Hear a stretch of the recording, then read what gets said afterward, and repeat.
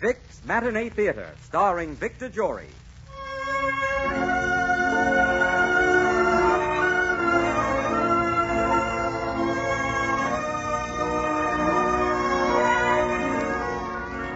Vicks, the makers of Vicks Vapor Rub, Vicks Vatronol, Vicks Cough Drops, and Vicks Inhaler, present the Matinee Theater, starring Victor Jory in The Scarlet Pimpernel. First, here's a good thing to remember when you catch a cold. The best-known home remedy for relieving miseries of colds is Vicks Vapor Rub.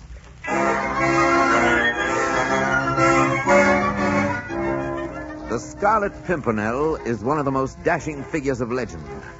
He was a man of 100 disguises who lived in almost continual masquerade. He had one great aim in life, to rescue the persecuted in France from the guillotine of the French Revolution. In England, only the few members of his own band knew that great fool, that fop, that overdressed wealthy dandy, Sir Percy Blakeney, was the fabulous Pimpernel.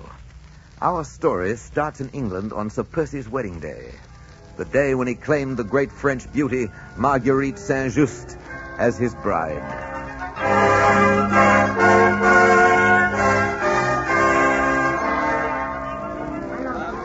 Good luck and good fortune. Much happiness to you both.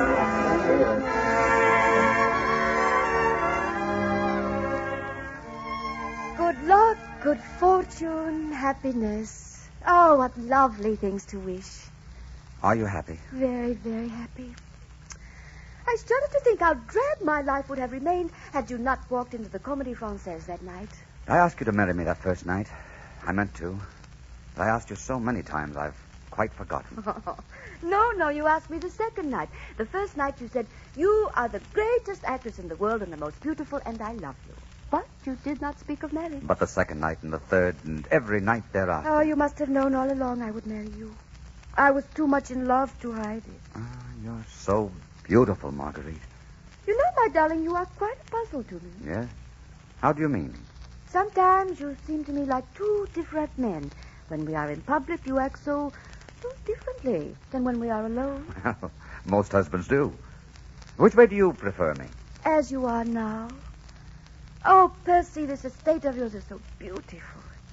It reminds me of some of the old places in France, before the populace destroyed them. Careful. There's public knowledge that your sympathies were with that populace, Marguerite. No. My sympathies were with the revolutionary ideals, yes. I believe in liberty and equality and fraternity. But my sympathies are not with those who murder. Yes? Beg pardon, Sir Percy, but Sir Andrew Ffoulkes is in the library. He regrets to disturb you, but he says it is of the utmost importance that he speak with you a moment. Very well, Bentley. Will you excuse me, my dear? Oh, Percy, please do not be long. I'll try not to be.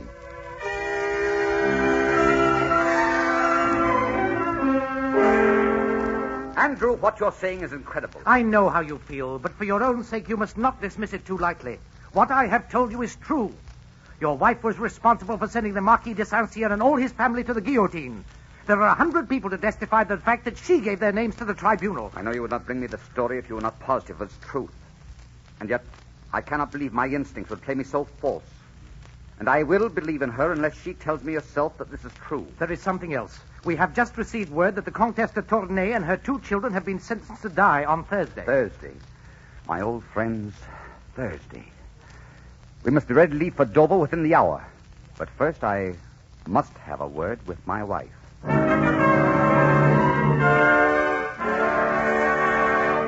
No, all I want to know, Marguerite, is did you send the Marquis and his family to the guillotine?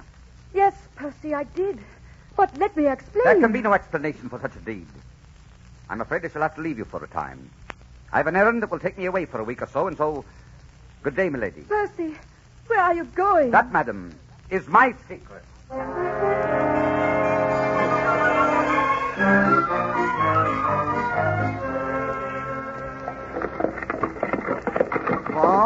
Whoa! Monsieur Bibot, have you caught the Pimpernel yet? No, but I will, old woman. I am the shrewdest gatekeeper in all Paris.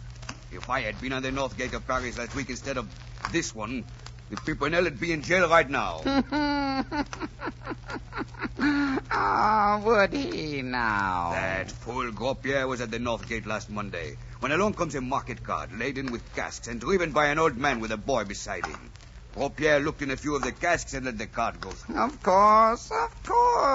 Pimpernel was the driver. Any fool should have known that. Not half an hour later, up comes the captain of the guard with a squad of some dozen soldiers with him. Has the cart gone through, he asks. Yes, says Gros Pierre, not half an hour ago. You let them escape, shouts the captain. You'll go to the guillotine for this. Hidden in that cart were the Duc de Chaly and all his family. And the driver was none other than that cursed Englishman, the Scarlet Pimpernel. Oh, what a fool! But you have not heard all of it. The captain rushes through the gate, followed by his dozen soldiers. And of course it was too late. Oh, the fools. They should have examined the casks properly. No, old woman. Those aristocrats weren't in the cart. The driver was not the Scarlet Pimpernel. In fact, there was nothing wrong with the people in the cart. No. But the captain of the guard was the Pimpernel, and every one of his soldiers were the aristocrats we were looking for. One thing I will tell you. The Scarlet Pimpernel will never pass through my gate. You're a smart man, Bibo. A smart man. You're right, old woman. Say, what have you got there behind you in that covered cart? My grandson. He's sleeping back there. Take a look, if you like. He has the smallpox. The smallpox? Curse you, you old fool. You want to infect all of us? Take your cart and get it out of here. Get it out of here. All right, Citizen Bibo. May the devil take your soul.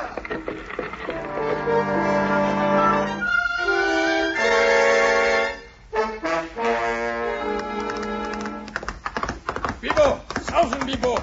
Have you seen a cart? I have seen 100 carts, Captain. Oh, Citizen Chauvelin. My gate is greatly honored by your presence. Have you permitted the cart to pass, driven by an old hag who said her son had the plague? Yes, a horrible old woman. Oh, you stupid fool, you idiot! That cart contained the Comtesse de Tournay and her 2 children, all of them traitors and condemned to death. And the driver, your so-called old woman, was the Scarlet Pimpernel himself.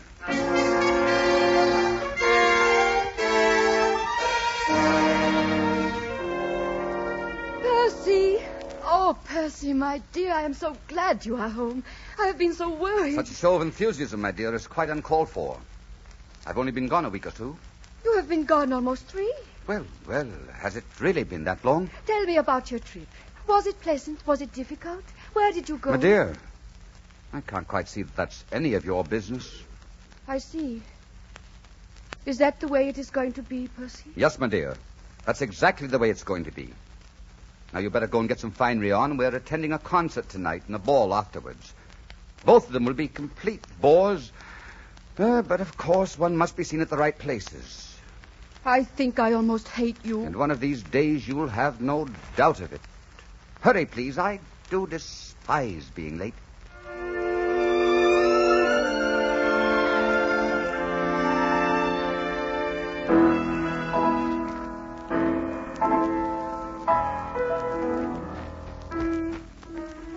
You'll excuse me if I leave you alone in the box for a moment, Marguerite.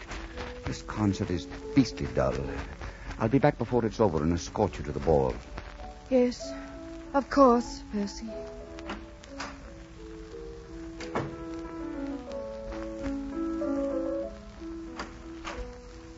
Well, you did not stay long, Percy. May I take your husband's chair a moment, Lady Marguerite? Chauvelin, what are you doing in England? Why have you left Paris? I am here as a representative of the new government, and I am also here to seek an enemy of France. I must speak quickly. Your husband may return. I want you to help me to find this Scarlet Pimpernel. The Pimpernel? But I know nothing of the Pimpernel. And if I did, I would not tell you. Lady Marguerite, I have in my possession a letter that definitely proves that your brother, Armand Saint-Just, is a member of the Scarlet Pimpernel's band. He is in France now. One word from me, and he dies on the guillotine. I am willing to trade his life for the Pimpernel's. My brother is a member of the Pimpernel's band? Yes. So I think you will do as I ask. I give you my word that as soon as I know the identity of the Scarlet Pimpernel, you shall have the incriminating letters. You see, we captured certain papers, and we learned from them that he's to leave for France tomorrow, that he's to be at the ball tonight, and also that Sir Andrew Ffoulkes is a member of his band. Last week, he rescued the Countess de Tournay and her 2 children, but they had to leave Count Tournay behind, and he has sworn to rescue him. That's why the Pimpernel is going to France tomorrow, so he must talk to Sir Andrew tonight. If you keep your wits about you and watch Sir Andrew closely, you may save your brother's life. Well, what do you say? My brother is very dear to me. You leave me no choice.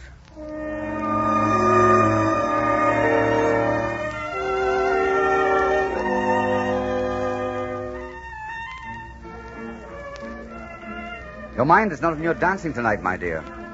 Perhaps you're bored. Percy, I feel a little faint. Would you get me some water? I will sit in the reception room a moment. Of course, my dear. Why, Sir Andrew! What are you doing alone in the reception room? Surely you do not lack for a partner. No, I was just a little bit tired. Oh, how deceiving you are. You stole in here to read a love note. Mm-hmm. See? There it is on the floor. You dropped it as I came in. I have it now. Now, what does this small scrap of paper say? I must ask you to return that piece of paper, Lady Marguerite. It was something I wished destroyed. Oh. Well, then, we will destroy it. Here, I will hold it to the flame for you. Oh. There. Do you feel better now, Sir Andrew? Oh, immeasurably. And so do I. So, perhaps you will invite me to dance? Oh, with pleasure.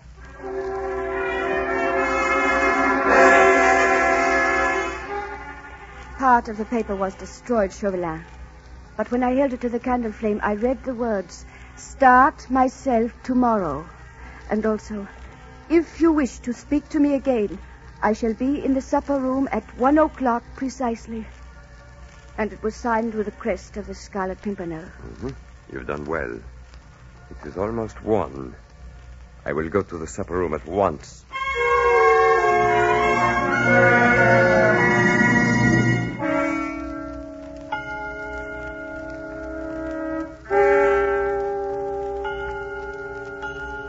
Oh, there you are, my dear.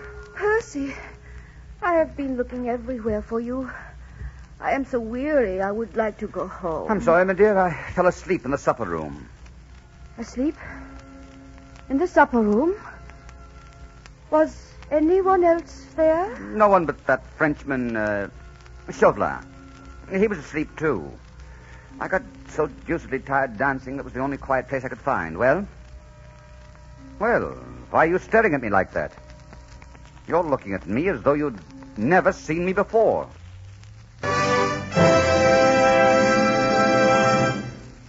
In just a moment, we will bring you Act 2 of The Scarlet Pimpernel, starring Victor Jory, from the stage of Vic's Matinee Theater. These days, when children catch cold, most mothers believe in quick action. And the modern way they use to relieve distress of children's colds is to rub on Vic's Vapor Rub. You see, the moment you rub on Vapor Rub, its famous relief-giving action starts right to work. It helps relieve congestion and irritation in the upper breathing passages, the coughing spasms, sore throat, and that muscular soreness or tightness. You see, Vapor Rub is so good because it penetrates into the cold, congested upper bronchial tubes with its special soothing medicinal vapors. And at the same time, it stimulates chest and back surfaces like a comforting, warming poultice. And most important of all, this penetrating, stimulating action of Vapor Rub keeps on working for hours to bring welcome relief. So, mother, do this without delay when your child comes down with a cold. Use the modern way most mothers use. Rub on Vapor Rub, for only Vapor Rub gives you this special penetrating, stimulating action. Remember, it's the best-known home remedy for relieving miseries of colds. Vic's Vapor Rub.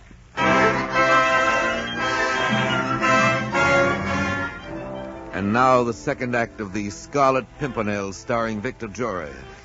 As the curtain rises, Marguerite and Percy have just arrived home. As they walk through the gardens toward the house, Marguerite hesitates, then turns to her husband. Percy, Yes, my dear. please, Do not go in for a moment. There is something I would like to talk to you about. Yes? What is it? It is very hard to tell you. It is very hard to tell you anything, Percy. You are so far away from me. What did you wish to say to me, Marguerite? It is Armand, my brother. He is in great danger. Monsieur Chauvelin told me that he was a member of the Scarlet Pimpernel's band. And Chauvelin said that if I did not help him find the Pimpernel, Armand would be executed in France. Armand will be taken care of. So do not worry. Do not concern yourself any further. Do you think you can do something about it, Percy? I think I can.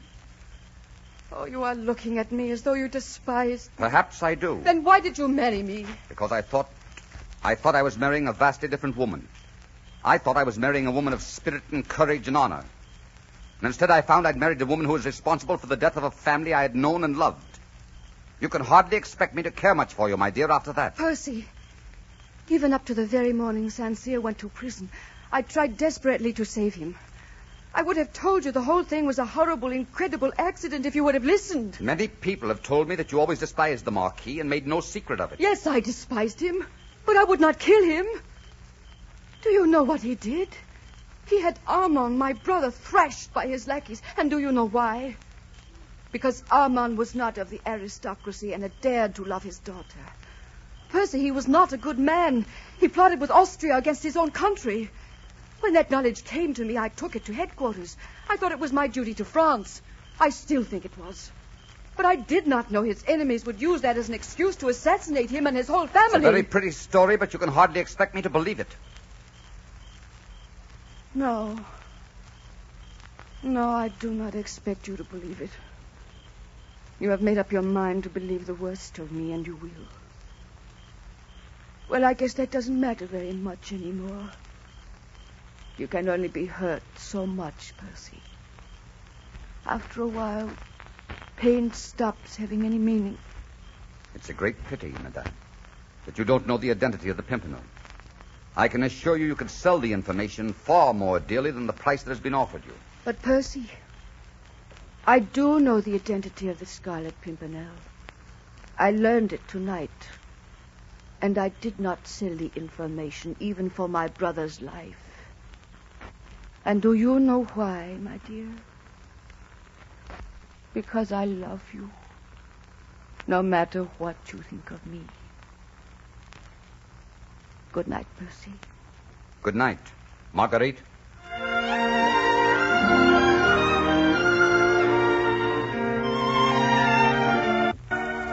Lady Marguerite. Lady Marguerite. Yes, Bentley? What time is it? Morning, milady. And a package just came for you. A packet? From whom? It's from Monsieur Chauvelin. The messenger said to tell you that it was in payment for services rendered, that your information last night had at last unmasked the man he was seeking. Bentley, where is Lord Percy? Why, he's not here, madam. He left for France before dawn. Order me a carriage at once, Bentley. Tell the men to hurry, hurry. Yes, madam. And Bentley, you must tell me where to find him. Unless I reach him, Chauvelin will capture him the moment he sets foot in France. I don't know if I dare tell you, madam. I've had explicit orders not to. Bentley, you must believe me. I betrayed him without meaning to. If I can find him and tell him what happened, it may mean his life. But don't you see? He thinks he is still safe as Lord Percy. Very well, madam. There is an inn in Calais, the Inn of the Red Feather. That is one of his headquarters. I'll take you there. Oh, I pray Chauvelin does not get there first. I pray he does not get there first.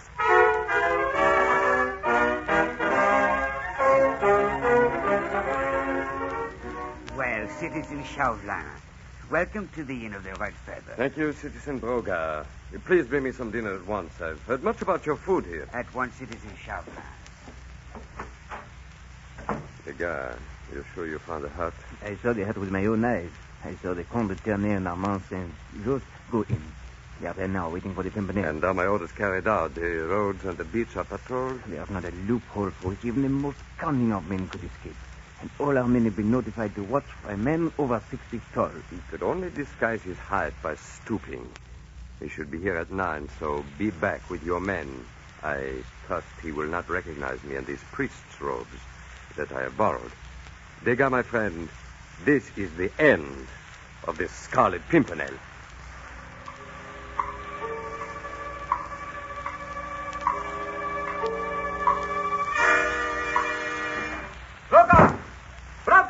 Good evening, citizen. Good evening. Good evening, Sir Percy. I'm starving to death, Brogar. Bring me some food quickly. Quickly. Oui, my lord. I've never seen our fat host move so fast before. Why? Odd. See, I vow I never thought of meeting you here. And I didn't know that you were a priest, Monsieur Chauvelin. Oh, my word, old boy, you're choking, aren't you? Here, let me clap you on the back. Oh, I'm sorry if I upset you while you're eating your soup. Oh, here, let me clap you again. You're having a dreadful time with that soup. Very hot. Yes, You know, Chauvelin, I should have known you anywhere.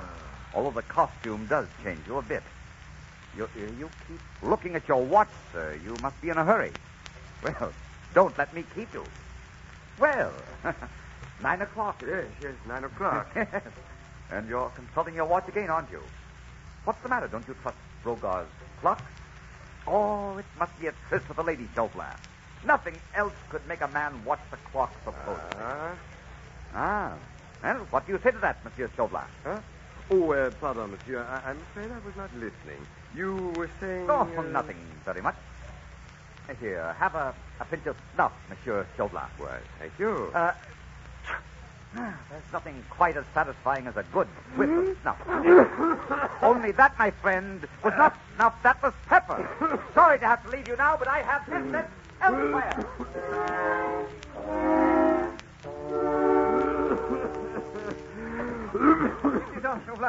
You see him? Did you get him? Who? The Pimpernel, that tall man, you stupid oaf. The one who just went through the door. We saw nothing, Citizen Chauvelin. The moon is not up yet. It is dark. Well, no matter. He'll probably make for the hut now, and so will we. Go at once and find a cart. Tell your men we're leaving immediately. Oui. Oh, the clumsy fool that I am to be deceived by a trick like that. Good evening, Monsieur Chauvelin. Well, this is a surprise. Lady Margaret Blakeney. Yes. I'm glad you came. You may be very helpful, Lady Margaret. Not to you, Monsieur Chauvelin. I have found the peddler's car, Citizen Chauvelin. And here is the peddler. Good, good. Can you take us to the hut of Père Blanchard? How much is there in it for? 10 gold pieces? 10 gold. I'm rich. I'll come at once. Come quickly. You will accompany us, madame? I will do no such thing. If you make it necessary for me to gag and carry you, I shall. We will go to Père Blanchard's hut at once.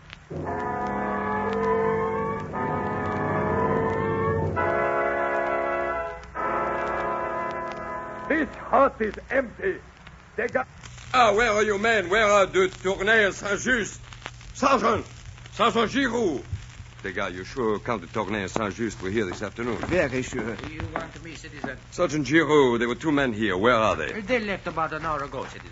You let them go! Oh, but of course. Our orders were simply to watch and await further commands. We were told to stop no one but the tall Englishman. The men in here were 2 short men, 2 Frenchmen. They went down to the shore and got into a boat. They went down to the shore and got into a boat, and you let them, you fool, Well, you. you see, Monsieur Chauvelin, you can be outwitted even with your prize within your hands. The prisoners are gone and the Pimpernel is gone. But you, Lady Blakeney, are here.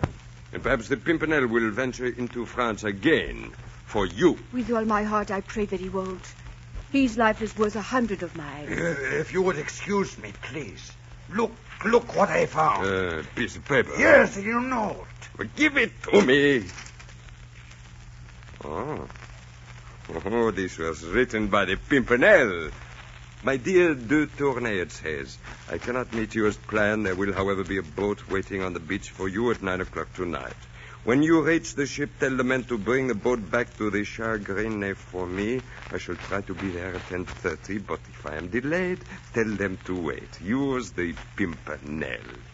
Well, Lady Marguerite, perhaps I'm not lost after all. Shall I call the men, Citizen Chauvelin? Yes, call them in at once. Sergeant, your men. At once, citizen. Shall I drive you, sir? No, there will be no room in the cart for anyone but ourselves and the soldiers. You and Lady Marguerite will stay here. Is it safe to leave Well, them? of course they can't go far without the cart, and if they try, we shall have no difficulty picking them up. Au revoir, madame. Au revoir, peddler.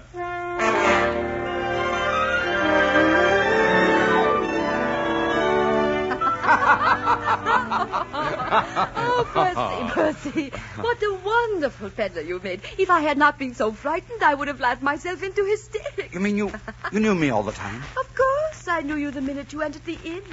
You see, my darling, I am your wife. But then I may as well get the crook out of my back. Ah, there. It's good to stand up straight. Come on, there's a boat waiting for us on the shore, and when Chauvelin doesn't find me, he's liable to start looking back here for me. Come on. Say, while I think of it, what are you doing here, anyhow? You were in danger? I wanted to help you if I could. Yes? I don't even know how to begin to ask you to forgive me. We both made mistakes. Look, the sun is coming up. Is it not beautiful, Percy? Yes. It's a new day for all the world, and especially for us. Now I can tell you how much I loved you, even when I wanted to hate you, and how much I will always love you. Oh, my darling. My darling. Come, we must start down the cliff, or Chauvelin will put an end to our day very quickly. Let us go then, Mr. Pimpernel. I'm afraid the Pimpernel has outlived his usefulness to France. Oh? There is no use trying to pretend I am sorry. I want you home and safe with me. Look, there's the boat. We're ready to shove off, Lord Blakeney. We're coming, sailor. I hope you mean it, and that there will be no more Pimpernel. There won't be, my dear. From now on, the Scarlet Pimpernel will no longer be the name of a man. It will be only the name of a small flower that blooms in the fields of England. A small flower, but one that will always be a symbol of courage and of victory. Because of you, my darling. So speaks my wife. And so will speak the world.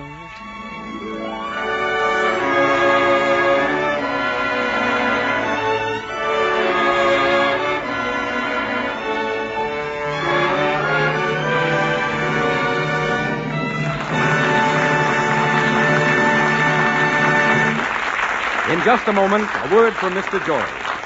If you have a cold, probably the one thing you want most right now is relief from the miserable distress of that cold. Well, if you'll take the advice of millions of folks from their own personal experience, you'll rub Vicks Vapo Rub on your throat, chest, and back at bedtime. And I'll tell you why. Vapo Rub's relief-giving action starts right to work and keeps on working for hours to bring you such welcome relief. It invites restful sleep. And often, by morning, most of the misery of the cold is gone. Remember, the best-known home remedy for relieving miseries of colds is time-tested, home-proved Vicks Vapo Rub. This is Victor Jory. Thank you for your many, many kind letters and suggestions. Now, here is something I especially want to find out. Many of my friends have asked me to present The Highwayman again. The Highwayman was, we are proud to say, one of our finest productions. Would you like to hear it again? Or just what plays or motion pictures would you like to hear? This is your theater, and we at all times want to comply with your requests. Suppose we let you decide about next week's play. Write me care of Vic's Matinee Theater, Columbia Broadcasting, 22, New York.